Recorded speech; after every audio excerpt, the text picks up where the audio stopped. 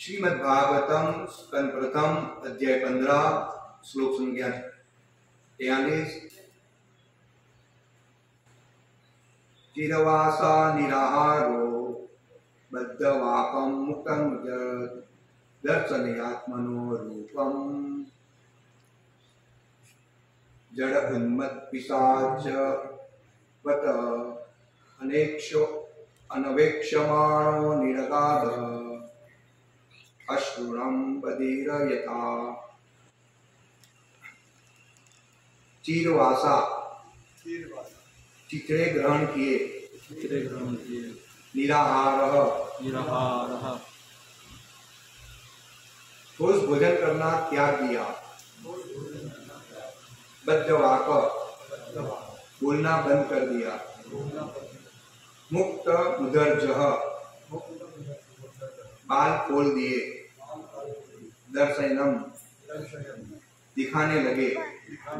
आत्मनः अपने रूपम शारीरिक रूप को जड़ निष्क्रिय उन्मत्त पागल निशाचवत उज्जड़ की तरह अनवेक्षमाणः प्रतीक्षा किए बिना निर्गात स्थित था। अश्रवणम बिना सुने बधिरः बहरा व्यक्ति यथा जिस तरह। अनुवाद एवं तात्पर्य स्वरूपात के द्वारा। तत्पश्चात महाराज युधिष्ठिर ने फटे हुए वस्त्र पहन लिए, ठोस आहार लेना बंद कर दिया। वे जानकर गूंगे बन गए और बालों को खोल दिया। इन सबके मिलेजुले रूप में वे एक अजड़ या वृत्तिविहीन पागल की तरह दिखने लगे। वे किसी वस्तु के लिए अपने भाइयों पर आश्रित न रहे। वे बहरे मनुष्य की तरह कुछ भी न सुनने लगे। इस प्रकार समस्त बाह्य झंझटों से छूटने पर उन्हें राजसी जीवन या परिवार प्रतिष्ठा से कुछ लेना देना नहीं रहा और वे एक तरह से निष्क्रिय पागल उज्जड़ की तरह बन गए और भौतिक मामलों के विषय में कुछ भी बोलना बंद कर दिया। अब वे अपने उन भाइयों पर आश्रित नहीं रहे जो निरंतर उनकी सहायता करते थे। सभी प्रकार की इस पूर्ण स्वतंत्रता की निर्भीकता के शुद्ध अवस्था निर्भय पद कहते हैं। ओम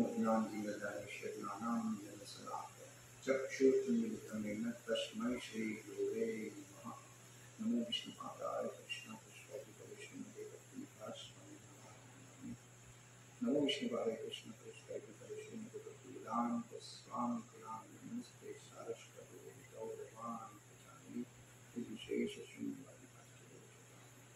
श्री कृष्ण चैतन्य प्रभु नित्यानंद श्री अद्वैत गदाधर श्रीवासादि गौर। हरे कृष्णा कृष्णा कृष्णा हरे हरे, हरे राम राम राम। तो हमने आगे देखा श्रीमद् भागवतम में यहाँ पांडव की सामयिक निवृत्ति, सब लोग एक एक करके निवृत्त हो रहे। तो कैसे पिछले श्लोक में हमने देखा कि महतत्व में कैसे महतत्व में जीव आता है, फिर वापिस जीव शरीर छोड़ता है, उसी तरह वो महतत्व में वापिस मिल जाता है और महत्व सब पास करके फिर कैसे भगवान के धाम में जाता है और कैसे सृष्टि का सर्जन होता है और विनाश होता है महतत्व से। और कैसे युधिष्ठिर महाराज ने एक एक करके अपनी इंद्रिया को 3 गुणों में मिलाया और फिर लिखा है और तब उस अज्ञानता को आत्मा या ब्रह्म में विलीन कर दिया जो सर्वदा अक्षर है। और फिर इस श्लोक में यहाँ पे बताते हैं कि युधिष्ठिर महाराज कैसे, यहाँ पे लिखा है कि पागल हो गए, बाल खुला कर दिया, राज्य त्याग दिया, भाई पे आश्रित नहीं रहे, तो ऐसा क्यों? लेकिन ये भक्त थे पांडव और भगवान की धरा से चले गए थे और वो भगवान उसके पास नहीं रहे। और कलयुग का आगमन हो गया, सब अनिष्ट दिख रहा है। और युधिष्ठिर महाराज सोच रहे कि अभी भगवान इस धरा पे चले गए हैं तो हमें भी यहां से प्रस्थान करना चाहिए।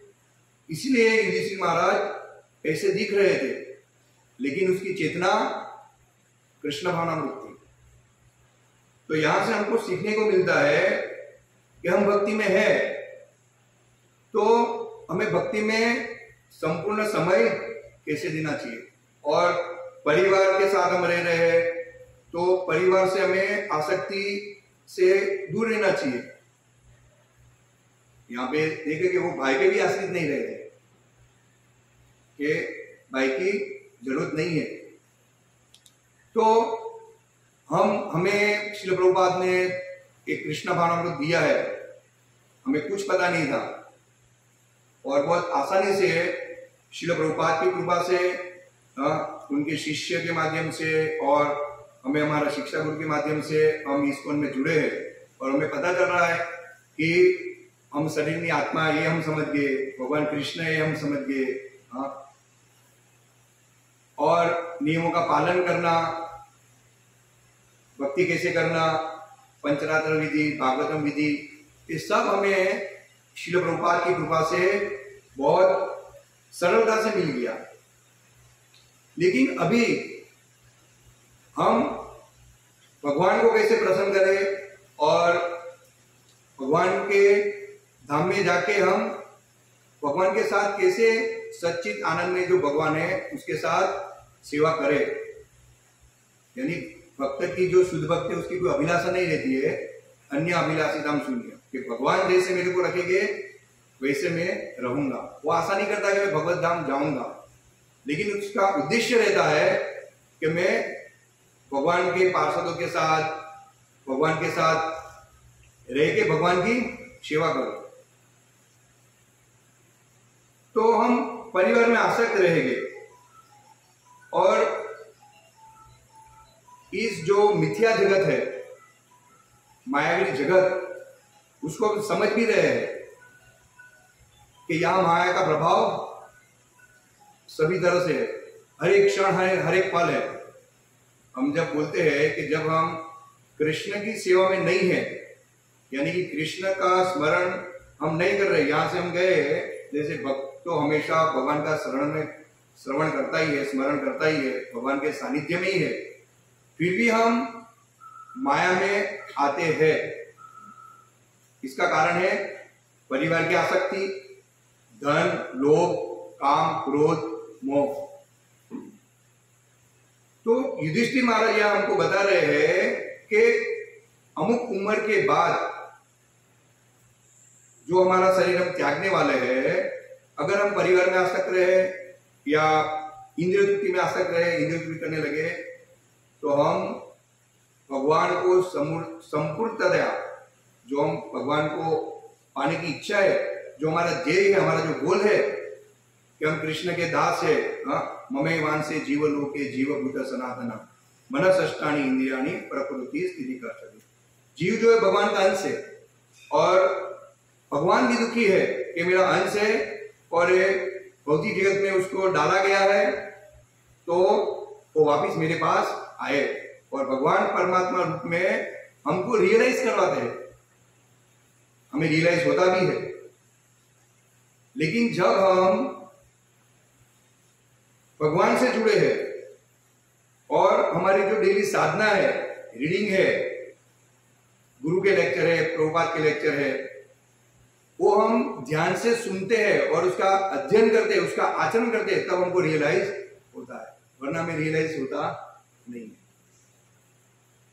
भगवान के पास हम आते हैं, मंगला आरती करते हैं, ये हमारा सौभाग्य है, दुर्भाग्य नहीं सौभाग्य है, लेकिन उसको गंभीरता से कैसे ले, उसको इसका आस्वादन कैसे होएगा, ये हमको भक्तों के संग में और श्रीमद् भागवतम श्रवण करने पर ही हमें इसका रियलाइज होएगा। हम अकेले घर पे करेंगे, ये हमको विधि दी है, घर पे अकेले इसलिए हम कर रहे हैं कि शायद किसी को सेंटर दूर पड़ रहा है या कोई आ नहीं सकता है या समय नहीं है, इसलिए हम घर में मंगला आरती इत्यादि करते हैं। हमारा गृहस्थ जीवन है, पति पत्नी पुत्र इत्यादि इसका लाभ लेते हैं और गृहस्थ जीवन में कृष्ण को केंद्र में रख के हम ये पूरा कृष्ण भक्ति करते हैं। लेकिन वो घर तक ही सीमित है और हमें और उत्साह बढ़ेगा, जैसे बुक वितरण में भगवान का फेस्टिवल हो या हमारी कोई भूल हो रही हो या हम भक्ति में थोड़े धीरे हो गए हो, स्टॉप हो गए हो, वो हमको पता घर पे नहीं चलेगा। ये हमको शुद्ध भक्त के संग में या हमारा जो सेंटर बनाया है उसका हम लाभ लेंगे, तभी हमको पता चलेगा कि हम कहाँ अटके हुए हैं। आज हम देखते हैं बहुत सारे भक्त है, ठीक है, सब लोग घर में मंगला आरती करते होंगे, हाँ, लेकिन कभी 5 बजे होती है, कभी 4:30 बजे होती है, कभी नहीं भी होती होगी। एक बार मेरे को बुखार आया था तो इतना पेन कर रहा था तो मैं मंगला आरती ऐसे ही गा लिया। मैं बोला अभी हिलने की भी शक्ति नहीं है, क्योंकि पूरा मेरे को उठा के ऊपर जाने का नीचे आने का। तो 2 दिन मैंने खाली गा ली, तीसरे दिन अच्छा हो गया, मेरे को बहुत अच्छा लगता है। आज भी अभी रहने दो, गा लेते। तो फिर मैंने रियलाइज किया कि ये माया मेरे को बता रही है कि अभी तुम्हें रोज मंगला आरती करने की जरूरत नहीं है। आप समझिए, ये जो माया ऐसे प्रभाव डालती है कि अभी तुम 4 बजे कर रहे हो तो अभी 5:30 बजे करो, चलेगा। लेकिन ये माया के प्रभाव में हम क्या करते हैं, अज्ञानतावश हमारा मन हमको कृष्ण भक्ति से दूर कर देता है। तभी मैं सोच रहा हूं कि अभी घर पे भी अभी मैं मंगला आरती करूंगा, लेकिन यहां जो उत्साह से जो हम भक्तों के बीच में कर रहे हैं, यहाँ पे हर जो शेड्यूल मंदिर में हो रहा है, जो श्रील प्रभुपाद ने दिया है, मंगला आरती, नरसिंह स्तुति, तुलसी आरती तो मैं शायद हफ्ते में एक बार ही करता था घर पे, और गुरु पूजा भी शायद मैं 8 दिन 10 दिन में एक बार करता था। गा लेता था लेकिन करता था एक बार, और ऐसा लगता था कि अभी समय नहीं है, क्योंकि घर पे रहने से माया हमको क्या करेगी, का तो आप आधा घंटा सो जाओ, फिर जब करो, कोई देखने वाला नहीं आपके पास समय, काफी दोपहर को खाना खाने के बाद आओ तब आप जब कर लो, आधा जब शाम को कर लो। अब समझो हमारी साधना में कहाँ फर्क पड़ता है घर पे रहने से। और फिर आप कमाने जाओ, फिर शाम को आओगे तो रीडिंग कर लेना, काफी हमारे पास समय है तो हम 7 बजे आ जाएंगे, लेकिन हमारे से होता नहीं है, हमारा रीडिंग कभी नहीं होएगा। आप लिख लीजिए, मेरा अनुभव में, जो मेरा अनुभव है बता रहा हूँ। मेरे को ऑफिस में समय मिलता है तो मैं गार्डन बाहर रहता है तो उसमें कुर्सी डाल के बैठ जाता हूँ। तो विजय नित्यानंद प्रभु आए थे एक बार, तो मैं वहां आधा घंटा 5 साढ़े 5 के बाद में ऑफिस त्याग देता हूँ, फिर वापिस 6 बजे जाता हूँ। तो मैं रियलाइज करता था कि अगर मैं ऑफिस में भी बैठा हूँ, अगर मैं इसका 2 श्लोक पढ़ रहा हूँ तो कोई ना कोई आ जाएगा घर से निकलने का। ये जिम्मेदारी है हमारी। ये सब जिम्मेदारी के बीच में हमारी भक्ति जो हम कर रहे हैं, लेकिन पूर्णता से नहीं हो रही है। जैसे भगवान बोल रहे हैं कि पत्रम पुष्पम फलम तोयम यो में भक्त्या प्रयच्छन्ति तदहम भक्ति उपयतम अस्मामि प्रणतात्मा। तो हम कभी सोचते हैं कि भाई अभी ज्यादा फूल लगाने की क्या जरूरत है, भगवान ने बोला पत्रम पुष्पम तो रख दो। लेकिन ये इसके लिए भक्तों को तो भगवान की ऐश्वर्य युक्त सेवा करनी चाहिए और समय देना चाहिए। हाँ ठीक है, हम नए लोग आते हैं बोलते कि भाई भगवान पत्र से भी खुश हो जाते, यानी कि भगवान इतने दयालु है, हम सोचते, लेकिन हमारे पास समय है तो हमको उसका पूरा सदुपयोग करना चाहिए, जैसे युधिष्ठिर महाराज ने यहाँ पे किया है। कि भौतिक जो विषय है उसके लिए उसने बोलना बंद कर दिया। आप समझो, गूंगे बहरे हो गए। ये हमको सिखा रहा है कि जो यहाँ पे गांव चर्चा हो रही है, हम देखते हैं सेंटर में भी है, अपना प्रोग्राम होता है, ज्यादातर हमारा इसमें माया हमको खींच डालती है। हाँ? लेकिन ऐसा कोई शुद्ध भक्त है कि भाई हम चर्चा बाद में करेंगे। जैसे प्रभु जी हमको कोई बोलते हैं कि भाई कि अभी मंगला आरती चल रही है तो आप इसमें बात क्यों कर रहे हो, अभी संध्या आरती हो रही है तो पहले संध्या आरती पूरी करो फिर आप समय निकालो। तो भरतचंद्र प्रभु कल मेरे को चलन दे रहे थे मंगला आरती के पत्नी का, मैंने बोला प्रभु जी आप बाद में दो, आप रोज आते हो तो प्रसाद के टाइम पे आप दो, अभी मैं चलन लेने जाऊंगा मेरा 2 जप मिस हो जाएगा। तो ये है माया। और हमें जो ज्ञान मिलता है गुरु द्वारा, शिक्षा गुरु द्वारा या शास्त्रों द्वारा, उसको हमको गंभीरता से लेना चाहिए। जैसे चाणक्य पंडित बोलते हैं कि भाई 100 सोनामर या 1000 करोड़ सोनामर देने के बाद भी हम वो क्षण वापिस नहीं ले पाएंगे, वापिस नहीं ला पाएंगे। यानी कि ब्रह्म मुहूर्त गया, जो हमारा कॉन्सेप्ट है मंगला आरती का, जप का, रीडिंग का, वो हमारा मन क्या है फिर वो पकड़ के बैठ जाएगा।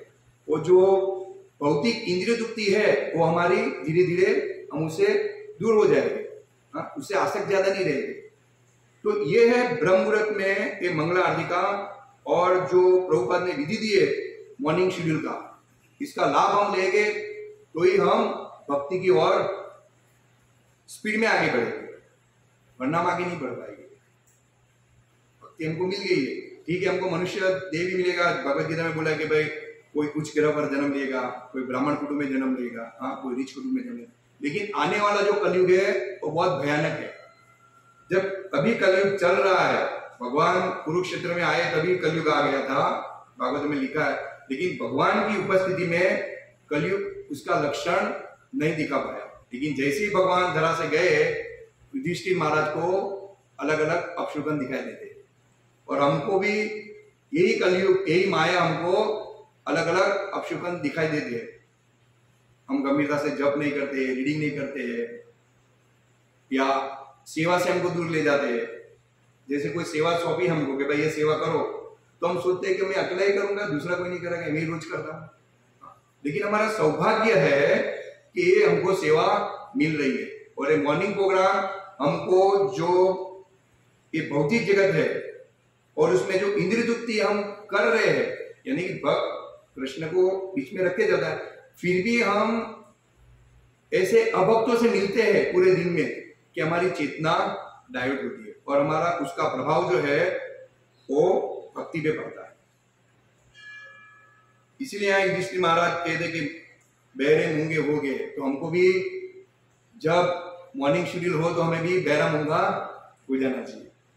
ऐसा नहीं कि उसमें कोई सेवा सोगी तो हम बहरा हो जाए, नहीं, वो हमको सेवा करनी है कि भाई प्रसाद बनाने का भाई बहरा मूंगा हो जाओ, प्रसाद ना दो, ऐसा नहीं है। तो वो भी भगवान की सेवा ही है। तो ये हमको यहाँ पे पूरा रियलाइज मिलता है। तो ये तपस्या है, हमको सेवा मिली, यही तपस्या है। और तपस्या के बारे में श्रील प्रभुपाद बताते हैं, मैं पढ़ रहा था पुस्तक, प्रभुपाद की स्मॉल पुस्तक, बहुत सभी पुस्तक अच्छी है, लेकिन कुछ ना कुछ हमको मिलता है। इसमें श्रील प्रभुपाद श्याम सुंदर प्रभु के साथ वार्तालाप है, परिपूर्ण भक्त श्याम सुंदर जो है प्रभुपाद को बोल रहे, श्रील प्रभुपाद આજે બપોરે આપણે તપસ્યાની ચર્ચા કરતા હતા ગુજરાતીમાં છે, यानी कि दोपहर को हम तपस्या की चर्चा कर रहे थे, ये तपस्या के विषय में बोल रहे हैं।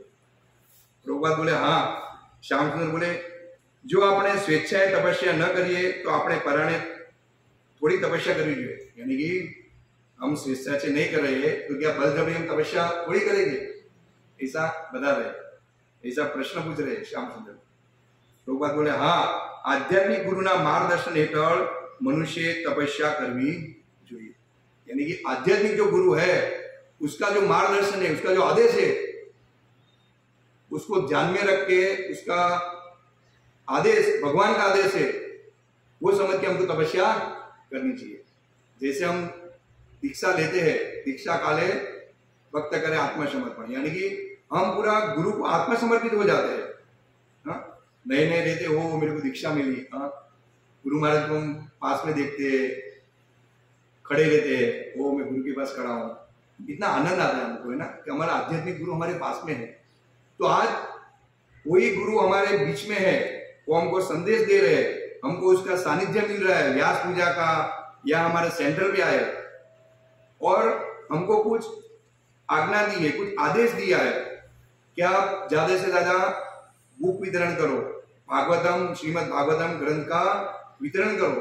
हम देखते हैं कि पहले हमारे से इतना भागवतम नहीं जाता था, अठवाडिये हफ्ते में एक बार दो, हाँ, लेकिन गुरु आदेश देते हैं, उसके पीछे शक्ति देते हैं। हम सोचते हैं हमने भागवतम निकल गया, नहीं, लेकिन ये गुरु का आदेश है और गुरु शक्ति देते हैं, यानी कि हमको खाली प्रयास करने का बस। अगर हम प्रयास करेंगे तो अवश्य हम पूरे सूरत में भागवतम दे पाएंगे, लेकिन हमें प्रयास करना पड़ेगा, हमको उठना पड़ेगा। ऐसा नहीं कि हम खाली रविवार को ही सेंटर पे जाए, प्रसाद ले और जो फॉर्मेलिटी है डिस्ट्रीब्यूशन में हम साथ में जाए और समय हो गया फिर हम घर पे चले जाए, नहीं। अच्छी बात है, आप कृष्ण को समय दे रहे हो, लेकिन हमारा उत्साह, हमारा ध्येय ऐसा होना चाहिए कि गुरु महाराज आए थे और गुरु महाराज ने आदेश दिया है, तो मैं कैसे इसको गंभीरता से लूं, कैसे मैं सामने वाला जो जीव है उसको भागवतम के लिए उत्साहित करूं, और जो वरिष्ठ भक्त है वो उसको कैसे समझा रहे हैं, तो मैं कैसे उससे कुछ सीखूं, और मेरे रिलेटिव्स है या क्लाइंट है उसको संडे के अलावा मैं उसको ये भागवतम दे पाऊं। ये गुरु का आदेश है, यही हमारी निष्ठा होनी चाहिए, ये तपस्या है। ये यहाँ पे प्रभुपाद बोल रहे हैं कि हाँ, आध्यात्मिक गुरुना मार्गदर्शन हेઠળ મનુષ્ય तपस्या करेंगे। आम तो તમે तपस्या करवाનું दिल होતું नहीं, किसी को तपस्या करने का मन नहीं होता है, प्रभुपाद ऐसे बोल रहे हैं। परंतु તમે આધ્યાત્મિક ગુરુનું શરણ સ્વીકારો એટલે તમારે એમના આદેશો પાળવા જોઈએ, એનું નામ જ तपस्या। ये तपस्या है, आध्यात्मिक गुरु का हम आदेश स्वीकारते हैं, हाँ, उसको हमको ध्यान में रखना चाहिए। यस, गुरु महाराज ने बोला है, हमेशा गुरु का आदेश हमको मन में ध्यान में रखना चाहिए, वही हमारी तपस्या है। फिर श्याम सुंदर बता रहे, તમારે તપસ્યા ન કરવી હોય તો પણ કરવી પડે, તમારે તપસ્યા નથી કરી તો પણ તમારે કરવી પડે, શ્યામ સુંદર પ્રભુ બતા रहे। फिर श्रील प्रभुपाद बता रहे, हाँ, करवी ज पड़े, कारण के तमे आध्यात्मिक गुरुने तमारू समर्पण कर्युं छे, એટલે એમનો આદેશ અંતિમ છે, એટલે તમને એ ન ગમતું હોય છતાં તમારે કરવું જ પડશે, મને खुश करना पड़ेगा। प्रभुपाद बोल रहे, आपको मेरे को खुश करना पड़ेगा, मैं आपका आध्यात्मिक गुरु। प्रभुपाद का मन ऐसा नहीं है कि मैं आपका गुरु, ऐसा प्रभुपाद अभिमान से नहीं बोल रहे। प्रभुपाद शिष्य पे कृपा कर रहे हैं, आप समझिए, हाँ, कि मेरे को आप खुश कर रहे हो। और प्रभुपाद उत्साहित होते थे जब श्रीमद् भागवतम बुक्स जितनी भी ज्यादा जाती थी, प्रभुपाद बहुत खुश होते थे कि जो मेरे शिष्य है, हाँ, वो कृष्ण का और प्रचार कर रहे हो, बच्चियों को इस जगत में से कैसे बाहर निकाल रहे हो। यही हमारी अगर कॉन्शियस रहेगी, ऐसे हम पढ़ेंगे, ऐसे हम अध्ययन करेंगे, तो हम परिवार से धीरे धीरे जो आसक्ति है उससे हम कृष्ण भागवत में हम सेवा ज्यादा कर पाएंगे। यानी कि हमारे पास कोई ना कोई सेवा होनी चाहिए।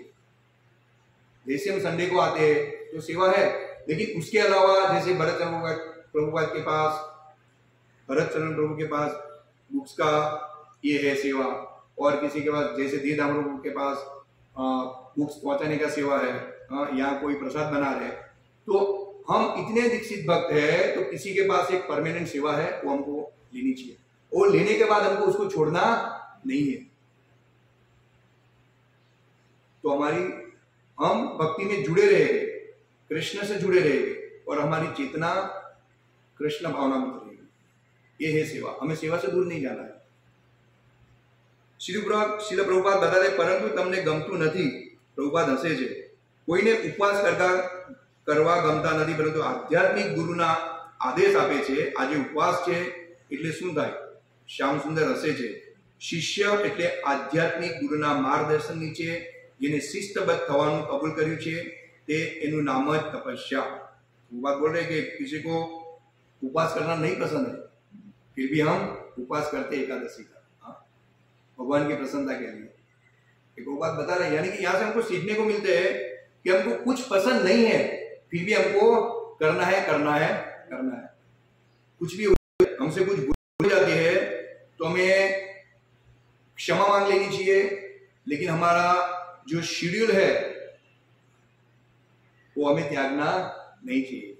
जैसे मानो कि सेंटर में कुछ यहाँ पे कभी भक्त के साथ अनबन हो जाती है, तो जैसे हम डेली आते हैं तो हमें कभी मन में ऐसा नहीं सोचना चाहिए कि अगर मैं नहीं जाऊंगा तो ये सेवा रुक जाएगी, मैं ही सेवा ज्यादा कर रहा हूं और मेरे कोई डांट रहे, मना कर रहे। नहीं, हम जैसे जैसे भक्ति में प्रगति करेंगे विघ्न और पास में आएंगे और भगवान हमारी परीक्षा लेंगे। ये हमें सोचना चाहिए कि मेरे को डांट पड़ रही है या मेरे से कुछ गलती हुई है तो यानी कि मेरी परीक्षा हो रही है, मैं तमोगुण में आ रहा हूं, नहीं तो मैं वरिष्ठ भक्त का कुछ सुन रहा हूं, मैं मेरे को समझा रहे तो ये रियलाइज है कि मेरे से कहां कुछ गलती हो रही है और इसको मेरे को स्वीकार करना है। यही मेरी भक्ति में प्रगति है और इसे मेरे को कंटिन्यू रखनी है। कुछ भी हो जाए मैं मेरी भक्ति क्यों स्टॉप करूं? यही तो हमारा मनुष्य जीवन का उद्देश्य है। और भक्त सब जानते हैं कि कितने जन्मों के बाद हमारी क्या अवस्था थी, हम कौन से स्तर पे थे भक्ति में आने से पहले, और हमको इतनी सरलता से भक्ति मिल गई है भक्तों के संग में। हम बहुत उत्साहित थे और आज हमको कुछ इतनी गुरु के पास नजदीक रहने की सेवा मिल रही है।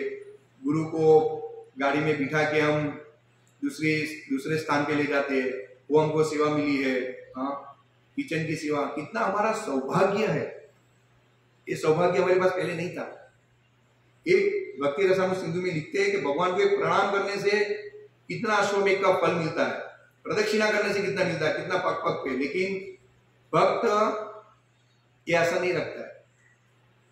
आप सोचो, इतना हमें भगवान का सानिध्य मिल रहा है और खाली सेवा करने से भगवान हमको ये सब प्रदान कर रहे हैं, इसका हम अनुमान नहीं लगा सकते। और हमारा जीवन बहुत क्षणिक है, बहुत। जैसे प्रभु जी ने बताया कि बिजली जब चमकती है तो उसमें हमको मोती में धागा परोने का है, तो हमको धागा या उसका जो अंदर काना रहता है वही नहीं दिख रहा है, तो हम कैसे उसको पूरा पाएंगे। जैसे मैं आज बैठा था राम जी मंदिर में, तो ऐसे कीड़ी एक चल रही थी, तो मैं सोच रहा था कि इसके अंदर आत्मा परमात्मा दोनों है, इसका आयुष्य कितना है। ठीक है, मेरे को दिख रही है, लेकिन जिसको नहीं दिख रहे है, जो दर्शन करने को आते हैं और उस पर पैर रख दिया तो उसका जीवन फिनिश। तो हमारा भी ये मनुष्य देह बहुत क्षणिक है। कीड़े का आयुष्य कम है, लेकिन देवतागण ब्रह्मा जी के आयुष्य में हमारा जो समय है बहुत कम है। और देवता लोग भी यहाँ पे पृथ्वी पे जन्म लेने के लिए तरस रहे हैं। क्यों? क्योंकि जो भूलोक में जो जीव है, खास करके मनुष्य जीव, वो कम आयुष्य में भगवत धाम जा सकता है। जब देवता लोग का आयुष्य हमसे कई गुना है। हमारा 6 महीना होता है तब उसकी एक रात्रि होती है, हमारा 6 महीना होता है तब उसका दिन होता है, और उसमें भी वहां पूरा भोग विलास है। आप समझिए, तो जहां पूरा भोग विलास है तो वहां भगवान का स्मरण कैसे होएगा।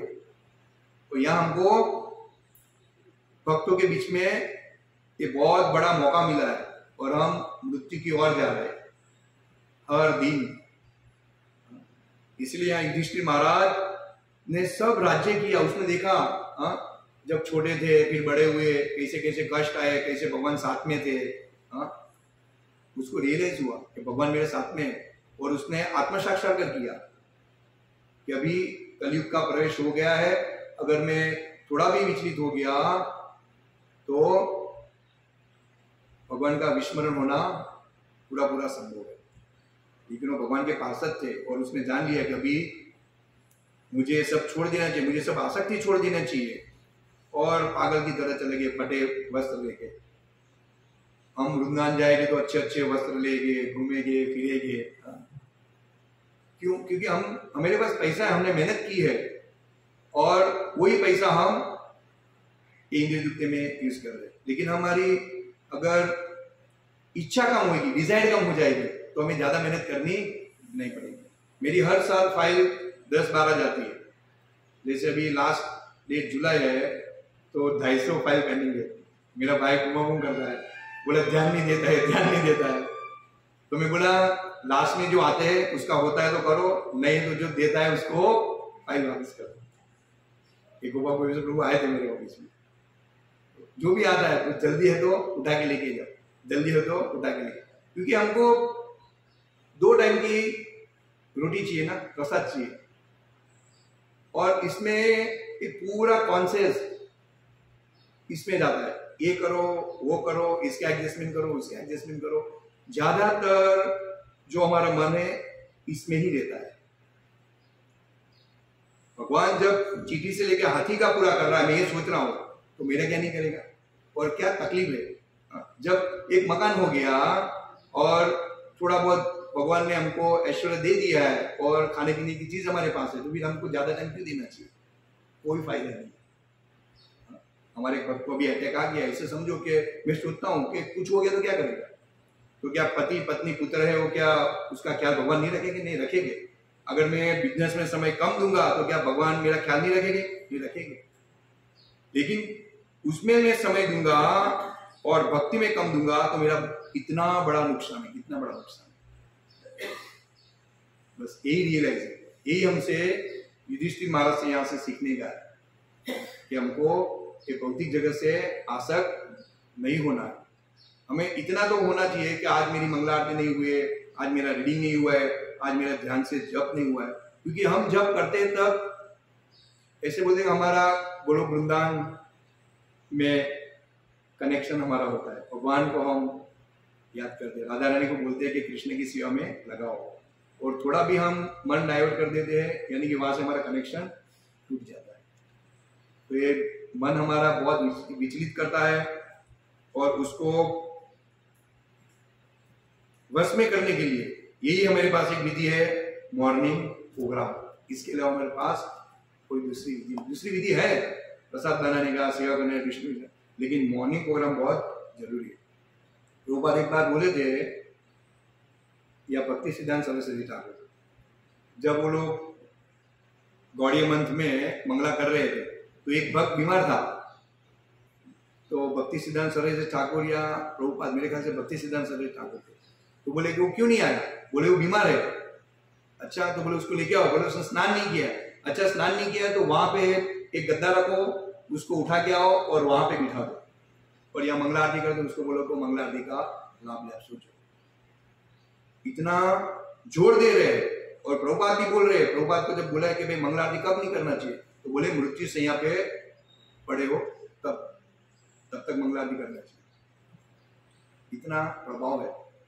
तो हमारा जो भक्ति में हमारा मन डाउन हो रहा है, हमारी भक्ति थोड़ी डाउन हो रही है, इसका एक ही कारण है, मॉर्निंग प्रोग्राम हमारा सही नहीं हो रहा है।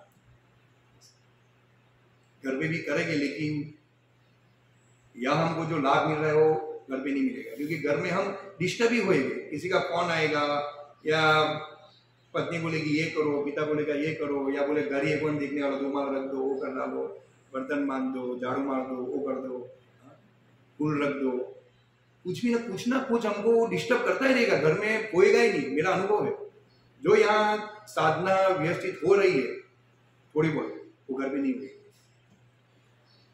ये हमें ध्यान रखना है। अगर हमें भक्ति में प्रगति करना है और भगवान कृष्ण को प्रसन्न करने का है, गुरु को प्रसन्न करने का है, और बद्ध जीव को इस जगत से निकाल के भगवान की शरण में लाने का है, हम भी वही अवस्था में है, लेकिन प्रभुपाद की कृपा से हम मुक्त अवस्था में जाने का प्रयास कर रहे हैं।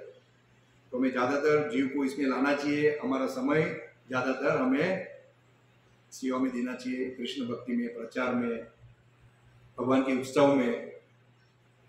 ये हमको बहुत भाग्यशाली है कि हमको सेंटर मिला है।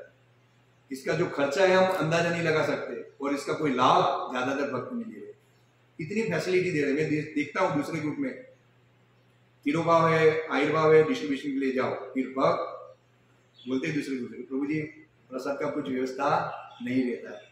और मैं सोचता हूँ कि हमारे सेंटर में यहाँ माता जी और प्रभु जी प्रसाद का इतना ध्यान रखते हैं कि भक्तों को पहले प्रसाद दे दो।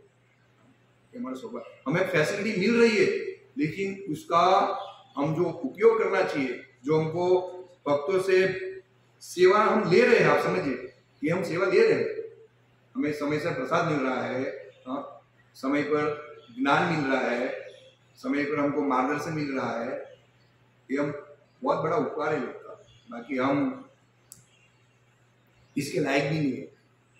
हरे कृष्ण हरे कृष्ण।